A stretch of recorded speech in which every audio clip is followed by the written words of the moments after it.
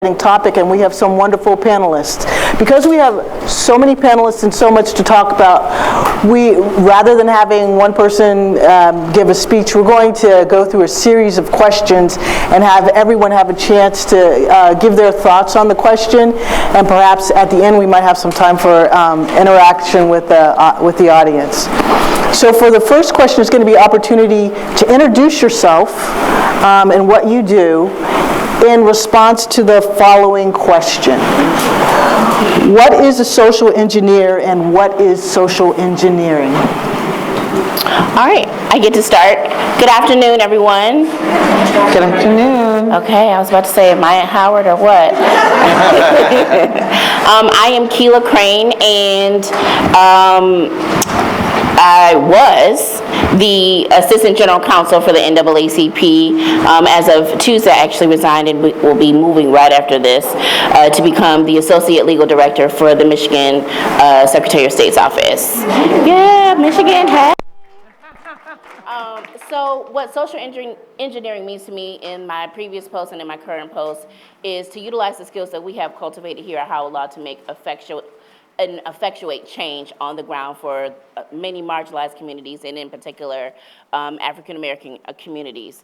I had the great opportunity to serve for 6.5 years as a staff attorney for the NAACP, thanks in no small part to the work that I did here at Howard Law School.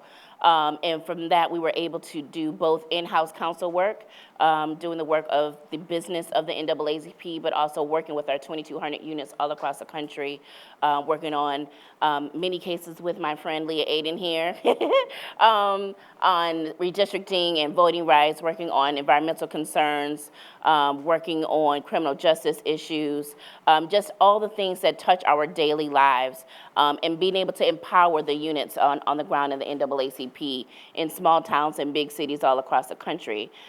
Social engineering, what I tell our students when they come to work with us at the NAACP, is something that Dean Crooms Robinson lifted up in the last panel, if you were there, that no matter where you go, no matter what you're doing, you need to be a social engineer, because you have the ability to effectuate change and making sure that when you're around the table, people know that you're there and that you are making sure that whatever the decisions that are being made are not to the detriment of marginalized communities. So that's what I do in my legal career, and that's what I think being a social engineer is. Great, so good afternoon. I am Leah Aiden, class of '06 here at Howard Law. And I want to acknowledge my parents, who, Christy and Lenny Aiden, who are, obviously make me possible and make the life that I have and the work that I do make it possible for me. I am, as of July of this year, Deputy Director of Litigation at the NAACP Legal Defense Fund. That's obviously Thurgood Marshall's organization, and so many great lawyers who were trained at this institution.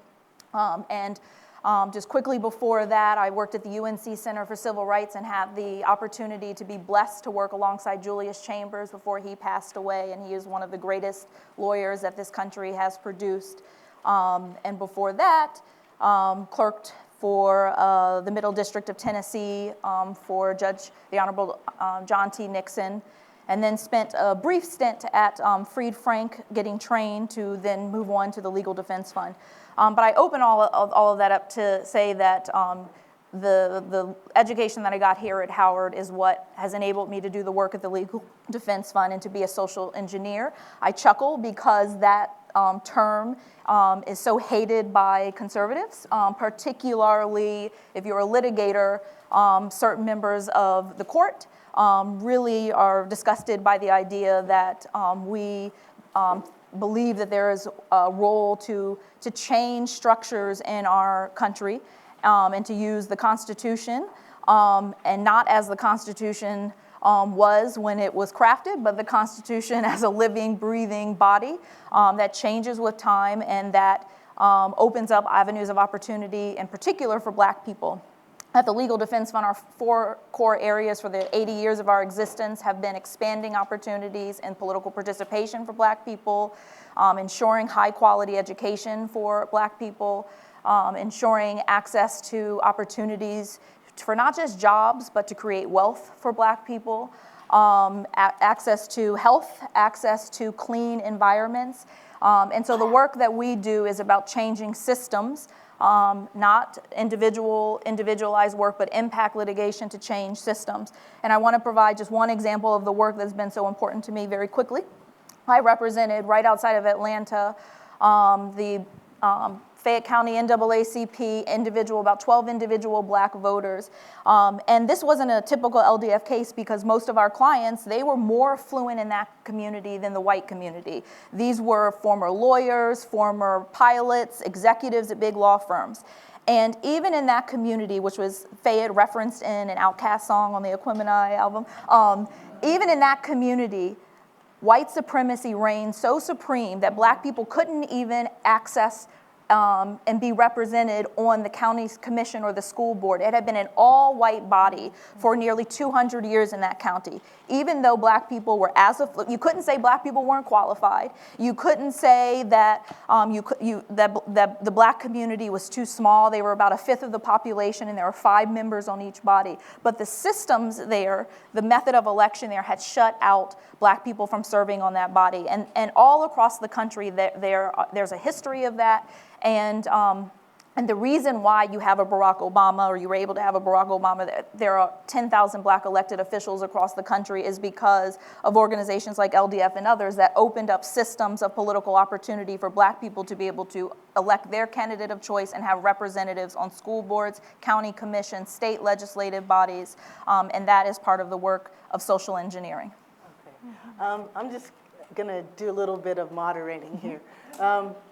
We have a lot of questions, and I don't want to cut anybody off, but try to, so that we can get through a lot of different questions, use your hypos in the course of like all the other questions that we call on. Right now, just answer, and that was a great, answer, but I want to be able to mix it up. So right now, just answer, what is a social engineer, and what is a social engineering in the context of telling us what you do? No problem. That's why Leah's a good litigator.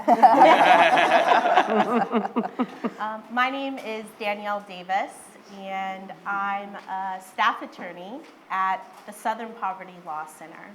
I'd like to acknowledge my mother, Karen, who traveled here all the way from Omaha, Nebraska,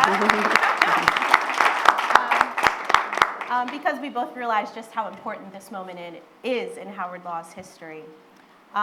What is a social engineer? For me, it's a lawyer who uses her skills and her experience to advocate on behalf of the most vulnerable members of our society. As a staff member on the Economic Justice Project, that's exactly what I do. Identify and then come up with creative ways to eradicate systems and laws that criminalize poor people, that trap them in a cycle of debt, or otherwise attempt to take advantage of them. I'm proud of the work that I do, and I'm honored to be with you all today to talk about social engineering. Thank you. I'm Robin Conrad. I'm class of 2003, Howard alum. This is my first year teaching at Howard, but prior to entering academics, I was a death penalty attorney for over a decade, where I represented prisoners who were sentenced to death on the state and federal level. And social engineering, to me, really is representing as you mentioned, the most vulnerable in society. And people who are facing a death sentence are the most vulnerable. This is the government killing our citizens, and we all know from the history of the death penalty. I became interested in the death penalty in law school, in learning about the history and how it's been used, particularly against black people. We went from legalized lynching to then moving into now the death penalty that replaced lynch mobs. And so now we have essentially a legalized system that is killing poor and people of color regularly. So I did that for a long time. I'm still very passionate about that, and hopefully instilling some of those principles to now future lawyers. When people ask me what I do, I tell them that I'm a truth teller, because that's what a social engineer is. A social engineer is a truth teller. My name is Nicole Austin Hillary. I'm class of 2000. And I have literally wanted to be a civil rights lawyer since I was 13 years old. Yes, I was one of those weirdo kids. And that's literally what I've been able to do. And at every juncture, I've seen my role as being the person who speaks up for those who don't have a voice to speak for themselves, but more importantly, to be someone who helps to empower people to speak for themselves. And that's what a truth teller does. You have to be the one who says what needs to be said, who gives people the opportunity to say what they need to say for themselves. That is what engineering on a social and political and activist level means. I currently serve as the executive director of the entire United States Division of Human Rights Watch. And I will tell you, when I came to Human Rights Watch, there were some people who said to me, oh, but you're leaving your civil rights career behind. And it made my head spin. Because I said, do you not know that human rights and civil rights are inextricably linked? That civil rights in the United States are human rights. When you talk about voting rights, when you talk about educational equity, when you talk about housing, all of those things are human rights. We as humans have a right to those things in the United States, either granted by the Constitution or otherwise. So when I talk about my work and in everything that I do, I don't tell people that I'm a lawyer. I tell them that I'm a truth teller. And that's what social engineering is to me.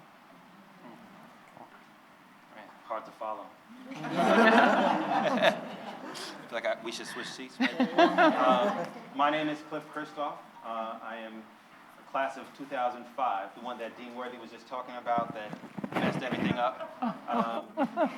But more important than what I do is who I am. And first and foremost, I'm a child of God. And when your daddy's the king, it allows you to walk in life with reverence, with respect, and in royalty. The second most important title I have is as husband and father, which helps guide a lot of the decisions that I make in life and helps keep me on the straight and narrow when there's not a lot of time for things that don't contribute to my ultimate goal. Currently, I am transitioning to a role with the Cochran firm, Treasure Coast, which is in Stuart, Florida.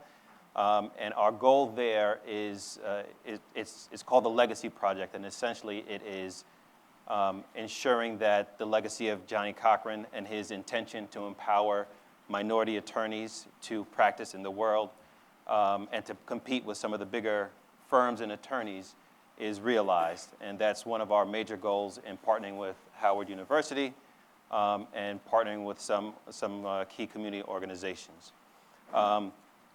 A social engineer, to me, simply put, there have been so many good definitions and examples here. I think it's you know better, so do better. The world is filled with opportunities for you to improve on it or leave it better than you found it.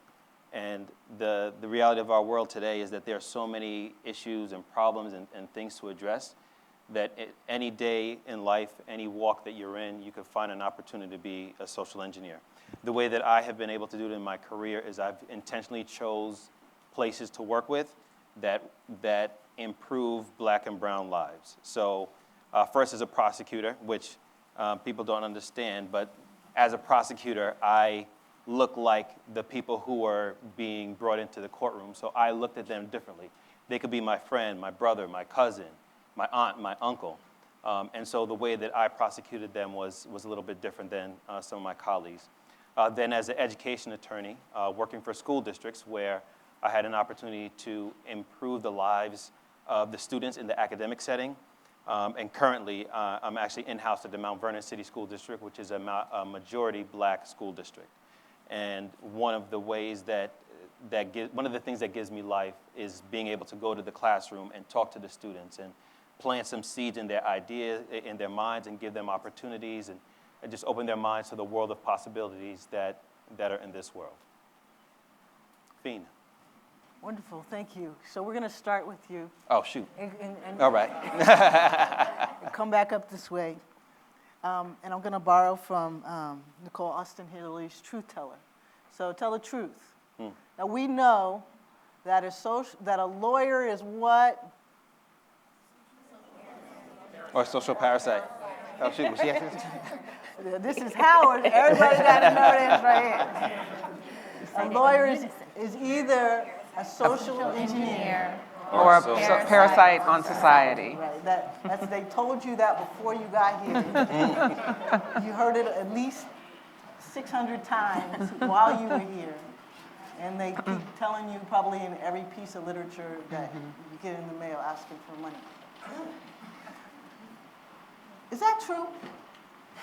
In this world, is a lawyer either a social engineer or a parasite on society?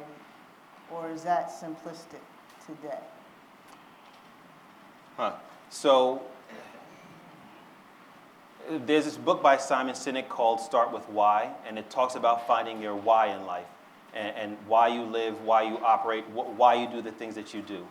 And my why is that I believe a good attorney can improve his or her personal life and their family's life and possibly the community. A great attorney could do all that and change the world. And so there is a lack of great attorneys in this world that are able to impact the world in the way that I've seen very few attorneys able to do that, not only in the practice and what you do every day, but in how you live your life, the things that you support, and the things that you do outside of the law, outside of what you're earning your income for. I think there exists a little bit more gray area these days in terms of engineer and parasite, in terms of, not gray area, but like a middle ground. But as the world improves, I think we're able to find a lane somewhere in between those two. And whether as an attorney, as a practitioner, you're being an engineer in the way that's true to you, or in your personal life, you could be an engineer. So I don't think it's limited to the legal profession. But I think the world that we're living in today, we're becoming a little more polarized because of who's in the White House. And so it's pushing us back to those traditional days where we are being pushed back to having to define a line and make a choice, an active choice, a daily choice to be an engineer rather than a parasite, in order to help fight the wrongs that are happening daily in our world these days. And I think the internet and social media makes it that much more challenging of a job because it's everywhere, and bad ideas are spread instantly to millions of people just with the push of a button. You know, I think Mr. Houston's comment is very much like the Constitution. It's open to interpretation. And I also think it is an ever-evolving statement. And I, for the most part, do think it's true. I think if you're an attorney and the heart and soul of what you do as an attorney is not about the people you are representing or helping or empowering, then you should look for another job. I tell young people all the time when I talk to them about the work that I do, that the thing that motivates me most is seeing the people whose lives I can help to change. My organization right now is involved in writing a major research report on policing atrocities in Tulsa, Oklahoma. Terrence Crutcher, whose name you know, whose name unfortunately is among the litany of African American men who have been murdered by police, was murdered in Tulsa, Oklahoma. And we, along with many other amazing organizations like the NAACP Legal Defense Fund, have been on the ground in Tulsa trying to, LDF has been litigating, and we've been researching what is happening here in Tulsa and why do we have these issues. And I was in Tulsa 2 weeks ago, along with my senior researcher. And I have to tell you, I felt so emboldened because I spent my days not talking to them about what I could do for them, but asking them about their communities and asking them about how they live day to day and how are their relationships with the police and how do the police treat them and how do they feel strengthened by their involvement and engagement with the local legislature and the city council. And that reminded me of why I became a lawyer. It is because I want to every day be connected to and help people to change their lives and make their lives not what I think they should be, but what they think they should be. And I think if you are not doing that, if you have any other purpose as a lawyer other than to help people, then I think you need to go to the unemployment line, tell them you need a job. And I want to follow up on what you said. It doesn't matter how you're doing that. There are myriad ways to be a social engineer. My first summer, after my first year at Howard, I was a law clerk in the Manhattan DA's office. And one of the reasons I went there is because I knew I wanted to be a litigator out of law school. And many people said to me, if you want to be a good litigator, you go to Robert Morgenthau, who was then the DA in New York. You go to his DA's office because you are going to learn really well what it means to litigate. And I actually had friends in the civil rights community who said to me, don't go there, you can't be a prosecutor. Right. And like you, and this is what I learned from many of the African American prosecutors who were there, if people like us who think differently and who have different experiences aren't in those places, how in the world can we ever make a difference for the people who are coming through that criminal justice system? Amen. So how you become a social engineer and how you make your impact can vary, but at the heart of it should always be engineering on behalf of the people you are representing and whose lives you are trying to impact. I could just say, I agree. I agree, except for the prosecutor part.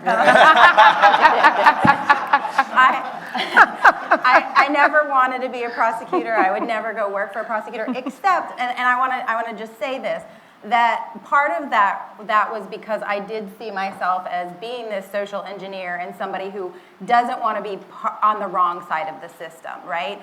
And so I had this vision, I just want to go fight for poor people. And how do you do that? I don't want to be responsible for prosecuting poor people. I don't want to be on that side of the system. But what I've come to appreciate over, the last 10 years is this really change that we've seen in prosecutorial reform. And so now you've got the people on the inside who now are holding the positions of power. And so you see a lot of elected district attorneys, county attorneys, who are now able to make decisions, and you don't have to be a line prosecutor that's gonna be governed by somebody who just doesn't care about people. But I also agree, I've always kind of the reason why I wanted to be a lawyer was to just help people. And I think how you end up being a social engineer is you'll have to figure out your own path.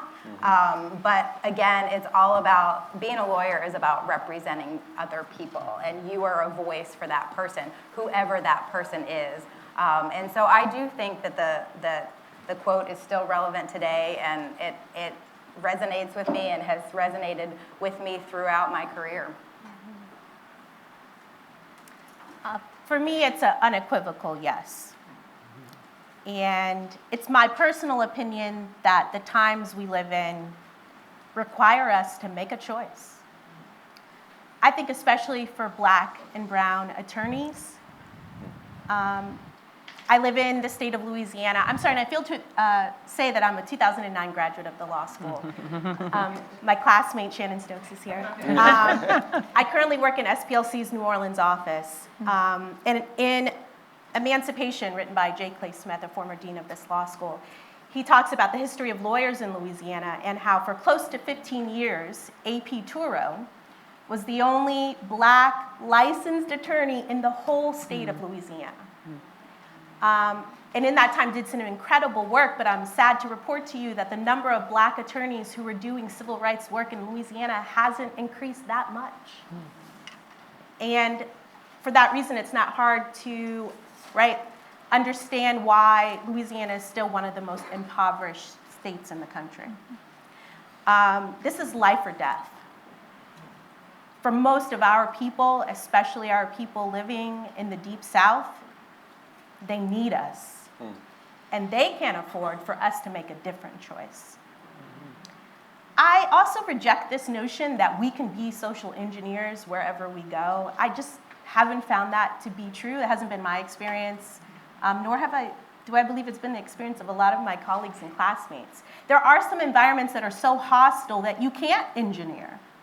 And I think the numbers that we're seeing about the decrease in the number of women and the number of Black lawyers who are partners at these corporate law firms speaks for itself, right? We're not welcome in those spaces. It's hard to engineer in those spaces, and I would submit to you that there are other places where we could be making more of a difference. And there are organizations like mine and others that are begging, pleading, right, for talented Black and brown attorneys to join their forces, and let's do the work together. So to answer your question, yes, I do believe that either you're a social engineer and you're working on behalf of communities of color, or you're a parasite.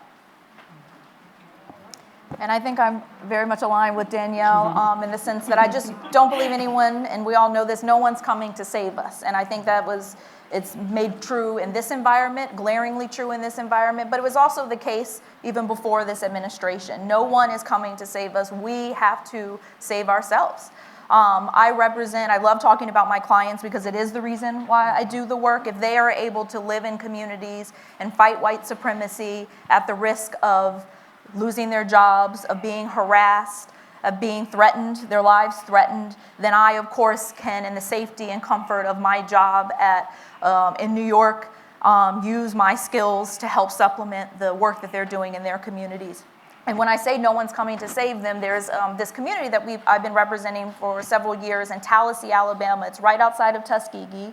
These are Black people who have, over the course of many generations, been able to keep land that their enslaved ancestors bought after the Civil War. They passed it from one generation to the next generation. This is land that they could farm on. They could drink straight out of the water. They could fish right out of the rivers. They could farm.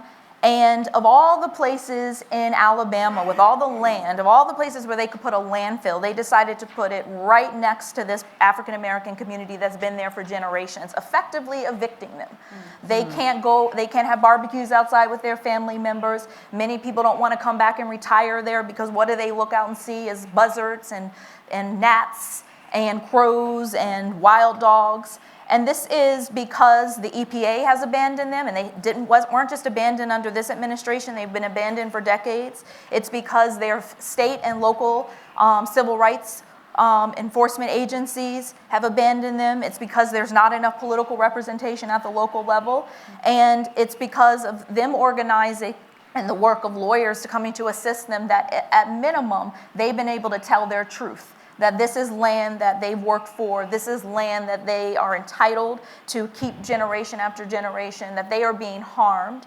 And if lawyers don't help them tell their stories and use the tools to help fight back against them, then these communities, like we've seen all over the country, will die, and people will not have any place to go, and they're also being killed because their health is being impacted by these environmental disasters. So I am sort of unequivocal that we have an obligation to enhance our communities, to defend and protect them, because no one is coming to save us. And it's unfortunately not getting better, or if it's improving way too slowly in terms of how our communities are impacted. Quickly, and I also forgot, I'm the class of 2012. I will push back on my friends Danielle and Leah just a little bit, only because I agree with Leah wholeheartedly that nobody's coming to save us. If we don't save ourselves, we won't be saved. But the reality is that we're 5% of all Black people are 5% of all lawyers across this country. Black women are 2.5% of all lawyers across this country. There are but so many jobs at the NAACP, at LDF, at Southern Poverty Law Center, at ACLU, at whichever. So you're going to have to go somewhere. And we need you to go to those places with a civil rights and social justice mindset. Every day when I walked in the office at the NAACP, I had the great fortune to be greeted by Dean Houston. There's a picture of him as we get off of our elevator, and the quote that Christine said, a lawyer is either a social engineer or a parasite in society, greets us every day when we get off the floor in the legal department. It also greets our interns when they come to our office. But we also have to impart that on the outside counsel that we work with to do our work, because we can't do it alone. There was 4 attorneys in our office before I left on Tuesday. we have to work together with the outside counsel at these big law firms, but we need people at those big law firms to find it not robbery to work with an NAACP and LDF or whoever. And it takes a social engineer to be in those law firms, either as a partner or a senior counsel, to say, hey, we need to give our pro bono hours not to some other organization that is not going to really help Black and brown communities. We need to give it to one of these organizations that are going to do that, or to be able to do research for them, or to do general counsel work for them because they need assistance in that kind of a work. We need somebody to go to the federal government to help this administration or the others that will come behind it, because again, nobody's going to be out here to save us but us. We also need you to be in the corporate areas so that when Duke Energy decides that they're going to not line their coal basins in North Carolina, there's somebody in the room that says, you know, we actually need to do that. We actually need to find a way that we can be helpful in our communities, but also making the dollars that the corporate entity needs to make. When an entity decides that they're going to put a landfill somewhere, maybe it's not going to be in the historic Black area that you're wanting to put it in. Maybe it's going to be in some other area that still will do the work that is required for the landfill, but also is an environment that won't poison a whole group of poor Black people. I don't know if they're poor, let me not espouse that, but this community, do you understand what I'm saying? If you go, somebody needs to go to Adidas, and when they decide that they're going to make slave shoes, somebody around that community or around that table is going to be like, you know what, maybe we don't need to make these shoes that look like shackles that our people used to have to be into. We need you in all of these spaces so that the NAACP doesn't have to knock on your door and say, you know, either you need to change how you're going to operate or we're going to sue you. Maybe you don't need to be sued on that. Maybe you need to be sued on something else. But the so the thing about it is that we need people everywhere, because our people are impacted in all spaces, in the corporate arena, in the criminal justice context. And lastly, I will say, we need Black prosecutors, full stop, for the reasons that our brother illuminated earlier. We absolutely do. There is two sides of a criminal justice system. We cannot be on one side. I wholly agree with former Dean Schmoke that we do need Black prosecutors, especially if you're coming from the area in which you're going to be a prosecutor. I know the people in my neighborhood. I know the people in these cities, so I can relate to them and say, maybe I don't need to just shuffle them off to the prison that's going to be far away and nobody cares about them. Maybe I need to put them into drug court. Maybe I need to see if they can have some kind of environment around them to reform their life. And so that they can be productive citizens. But if you don't have people that are caring about our community in those spaces to be able to make those crucial decisions, then we're going to still be crying about why is there so many Black and brown people coming through the criminal justice system. So again, I can go on, but I will stop here and say we need people everywhere. And I think that Dean Houston's admonition to us illuminates that point even in 2019. Okay. Thank you.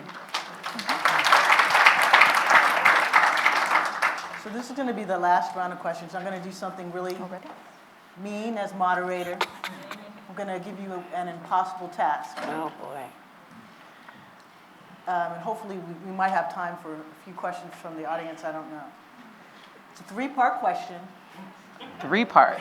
Is this an exam? You may spend 1 minute or less. On all three parts or on each part? Come on. Hey, how's the question in the professor head? I mean, I'm just asking. 1 minute or less for each question. Oh, okay.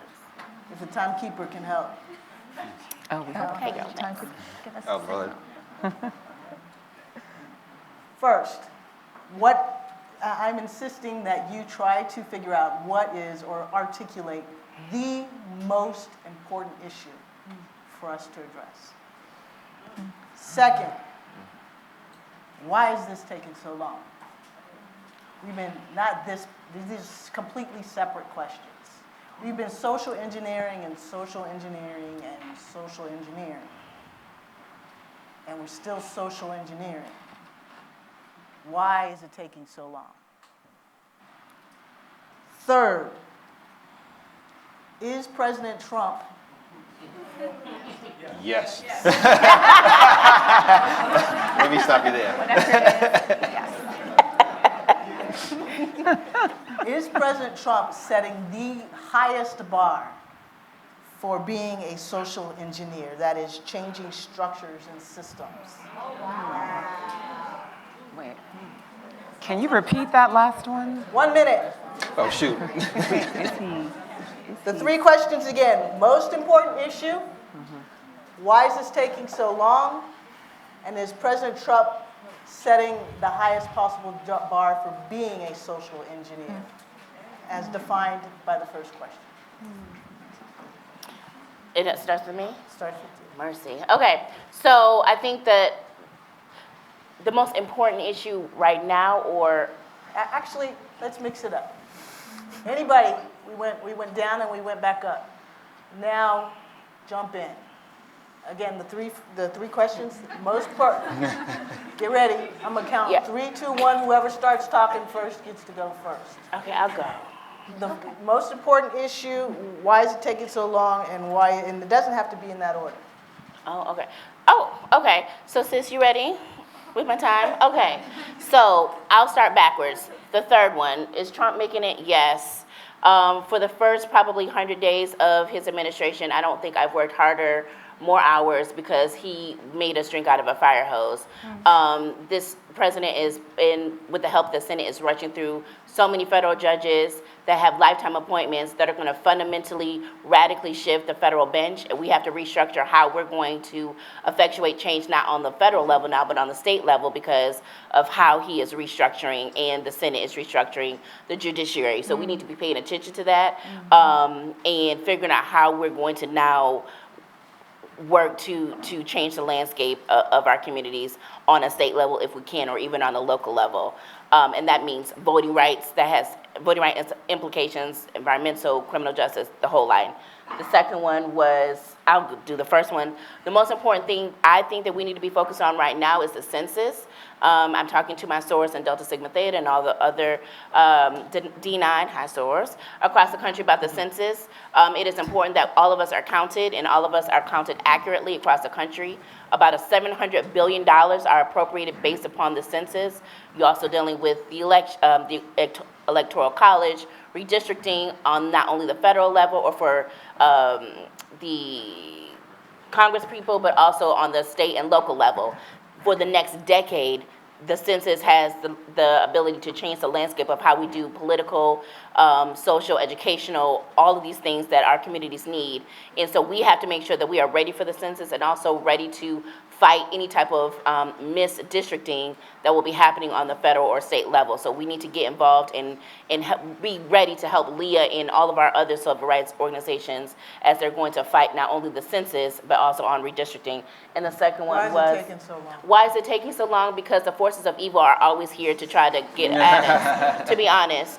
And people who have power like to keep it, and we have to strip it from them and make sure that everybody has power and has the ability to make the choices that they want for their lives.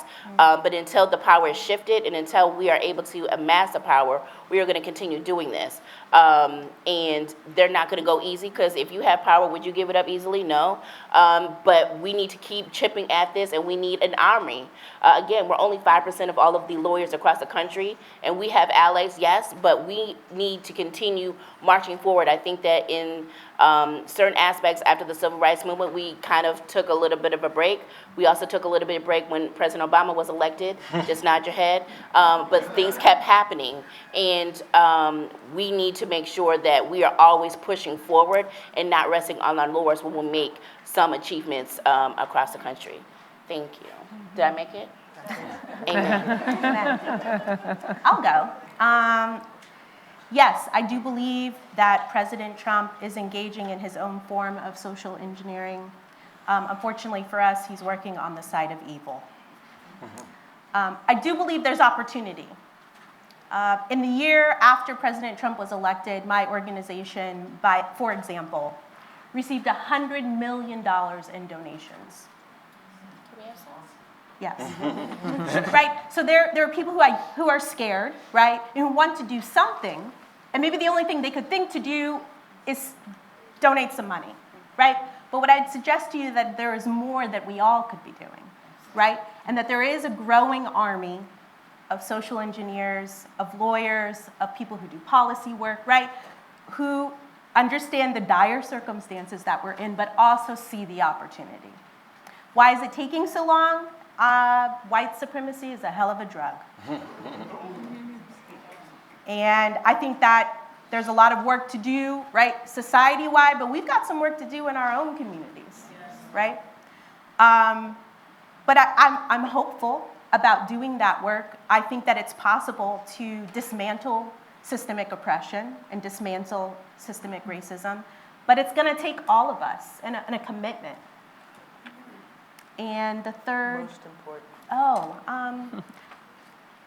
I do economic justice work because I believe economic inequality is one of the most pressing issues of our time. I was honored to do voting rights work and police accountability work at Advancement Project prior to joining SPLC. Prior to that, I clerked for 2 federal judges, right? And that thread that I saw binds so many issues that I saw as a clerk and later as a community lawyer, right, was this economic inequality. And I think for so many people, right, not just black and brown people, because there are a lot of poor white people in this country, let's be clear, right? When you don't have basic things like food and shelter, right, a way to put gas in your car so you can get to your job, right? You're not open to talking about some of the more pressing issues, right? Mm-hmm. Or other pressing issues. So I think meeting people where they are, providing for their basic needs, then allows all of us to move forward. So I would submit to you that economic inequality is one of the most pressing issues. So I'll jump in. I would say abolition of the death penalty, but that's my obviously issue. What I was thinking about and listening to the panelists and these questions is really, I think, and this is my own experience from litigating as a capital defense attorney, is, and especially in the era that we're in now, the most pressing issue is truth and fact, because we have moved so far as a society to ignore fact. And so, I mean, that is obviously, that reaches through every issue that you're working on, right? To make sure that whatever the facts are, that the courts, that the people that you're working with understand, and they ignore the facts a lot of times. And so as far as pivoting to the third question with Trump and how this administration is impacting our work as social engineers, it's huge, right? We are going to see a much different federal court bench than we've seen. It's going to get worse. I'm going to take 20 seconds, but I had an opposing counsel in a case who literally misrepresented facts to the United States Supreme Court, was called out by Justice Sotomayor during argument, and that gentleman, after that argument, was appointed to the Oklahoma Supreme Court, and Trump has appointed him to the federal bench. So this is what we're up against, people who are lying to the courts, misrepresenting facts. So that is really important. And as far as why it hasn't changed or whatever, we have to work really hard to continue to educate people about the system, and make sure that people understand how to discern what is fact and what is not. Because we are in this weird area now where people believe if it's their opinion, then it's fact, and it's just not. So I'll jump in next. I think the most important issue is education. I'm in the education system, so it makes sense for me to say that, but black and brown babies are the most suspended in the school system, and they talk about the school to prison pipeline and how many of that population ends up in prison afterwards. But education is not just in the classroom, it's what they're getting fed at home as well. And there were a lot of things that I had to learn and unlearn as first generation born of Haitian immigrant parents in terms of what I needed to do to be successful in this world. And so, again, any Haitians in the house? All right, there we go. So it's. I think education is the most important issue. The second question was why? Why is this taking so long? Why is because the game has changed, And I don't think we have changed as rapidly as the game has, because the things that they have been doing, have been so cloaked and so hidden. Have you guys seen 13th on Netflix? If not, please see that, rewatch it, and that'll help give you some perspective on how much they have changed it, the language that they're using to keep this community down. So one of the things that we have to do, we have to learn the game as well in order to be able to master it. And I'll go ahead and be controversial. I don't think Trump is the one. Part of it is my own personal belief system. If I'm going to be able to take something down, I can't see it as something that's insurmountable. The second thing is the image of the Sankofa and Dinker symbol. Go back and fetch it. If we look at our history, and I'm sure that you guys have had your elders talk to you about how much easier you have it and how much less of a challenge it is for you and how great this world is for them. And the reality is, it's kind of true. You know, the fact that we can walk in this room, drink from the same water fountain, get educated in the same building is monumental for them, especially those who live through it. So I don't think he's the worst. I think he's the biggest challenge that we've had in a while because the position he's sitting in. But I don't think he is beyond our reach in being able to take him down and anybody else who's riding with him. I can go and let you have the last word. Okay. And I was going to say education too. As a voting lawyer, I'm supposed to say voting because it's the right that is derivative of all other rights. That is, the Supreme Court has pronounced that, and that is why our ancestors were beaten, lost their jobs in order to get the right to vote. But I agree that it's education. I think it is, the one avenue of opportunity that if it was equitable, it could open up the doors for you to have the life, whatever type of life you want to have, as long as people have access to it in a way that's fair. But it is a zero-sum game in our country.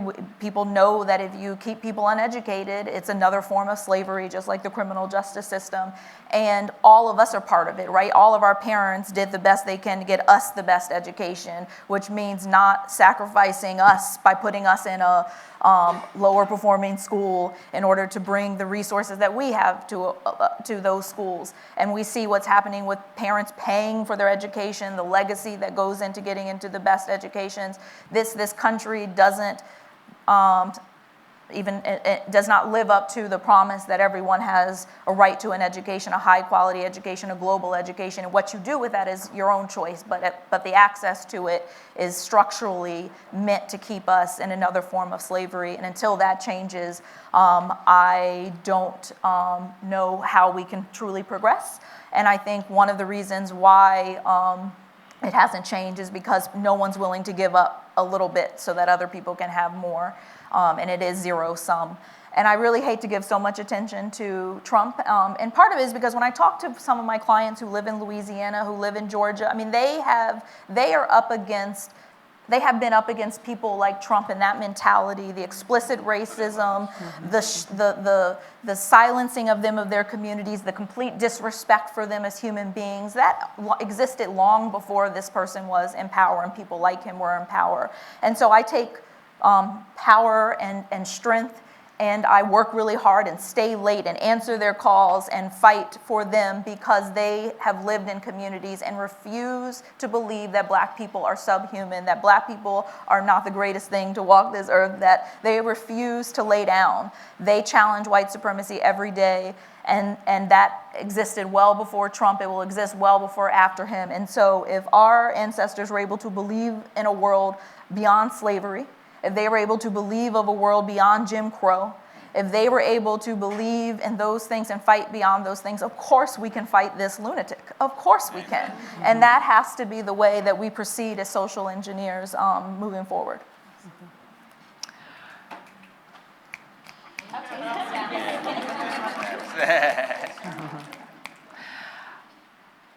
The United States is a country that was founded all about money and power. For that reason, the issues around poverty and economic inequality have got to be the most important issues that we have to tackle. You amass power in this country through money and economic power. It's as simple as that. The difference between a young black man who is picked up by a police officer, who then has to go to jail and be locked up, and who ends up staying in jail for myriad months, is often the difference between can he produce bail or can he not. That's about money. When we can level the playing field when it comes to poverty and economic inequality, it is only then that we will see the playing field leveled, that we will see people who have been from the most vulnerable communities and who have come from the most disempowered communities gaining access to making true change in their communities. This country was founded for white men from Europe. It wasn't founded for the white men from Europe who didn't have money and land. It was founded for the people who had money.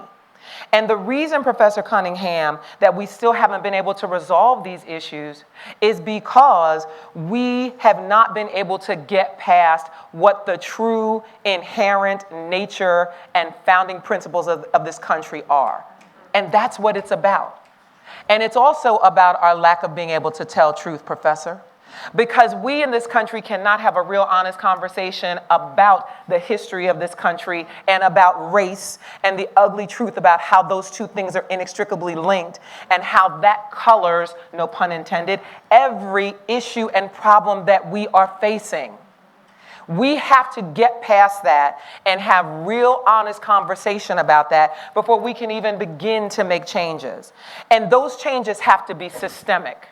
Until we change the systems, like the criminal justice system, the education system, that again, are not about empowering people that look like you and me, that are not about empowering poor whites or poor Latina and Latinos. Until we change those systems, we are not going to see a difference. And no, Donald Trump is not the highest bar and highest hurdle that we have to deal with. And we have to stop thinking about that. Kyla, as you said, those first 100 days, all the civil rights organizations were running around like chickens with their heads cut off, as the old people used to say. Because we were all trying to respond to this man. That's his MO. He wants to cause chaos so that instead of us focusing on how do we stop the school to prison pipeline, we're figuring out how do we respond to his tweet. You know what I told my team? I said, I don't care about Donald Trump's tweets. In the morning when I wake up and pick up my phone, I don't want to hear about what he tweeted. I want to hear about what you are going to do on this particular day to make a difference in somebody's life. That's what we have to be focused on. That's what we have to be focused on. And I will never forget on election night in 2016, one of my relatives called me from California, and she said, I know you're having a hard night. She said, I know where your heart is. She said, but I want to remind you of something. She said, this man is nothing. You come from a people that were shackled on ships, that had to have babies, that had to bore illnesses, that had to watch their ancestors climb off of and jump into the dark black Atlantic Ocean. You have had members of your own family and ancestors who were lynched. You have seen people whipped because of the stories that you were able to imagine from your family members. Donald Trump ain't nothing. She said, and I want you to remember that every day henceforth when you go to work and do the work that you do. We will continue to be strong and overcome hurdles after Donald Trump. We did it before. We will continue to do it. And let's also remember, one of the other reasons why he's not one of the biggest hurdles is that because we've had hurdles all along, not just from people like Donald Trump, but also from people who look like us. We have to continue to tell the truth and hold one another accountable, whether you live on my block and go to the same church that I go to, or whether you happen to be a member of the Federalist Society and your main goal is to make my life as an African American hard. It does not matter. If you are not on the right side of justice and making change, then you are my enemy and I have to work against you. That's the biggest hurdle that we have to get over and overcome. And that's when, Professor Cunningham, we will start to see systemic change.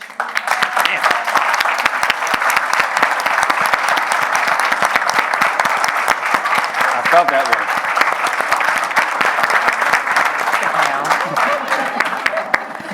Professor Cunningham, can I just add one more thing? I've got to piggyback on Kyla, and I love Lee and Danielle. They know I love them. But the folks who go to the big firms and to corporations help to fund the work that we do, and we know this. So that's another reason why I say people have to be in all walks. You know, I'm currently president of the Washington Bar Association, and our big annual Law Day Gala is May 4th. One of the things that I'm busy doing right now is calling all my friends at firms and saying I need a check. Because what we do with that money is provide law school scholarships.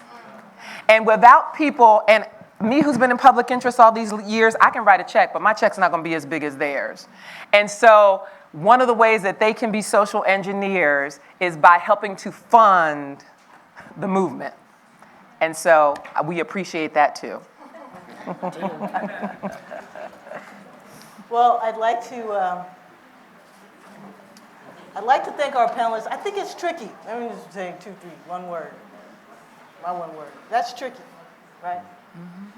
Because they go to the law firms, but we know that the law firms are defending the corporations that put the landfill. Yes.